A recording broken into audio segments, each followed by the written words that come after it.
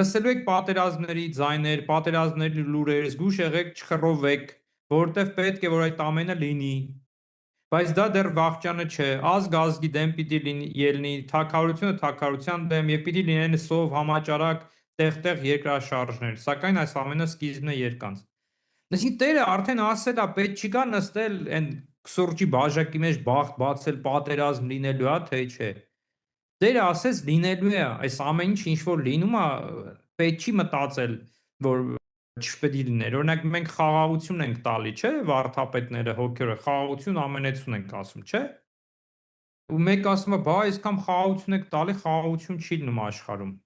Բայց մենք խաղաղություն պատերազմներ ալնում, բայց մենք այդ խաղաղության համար չենք աղոթում, որ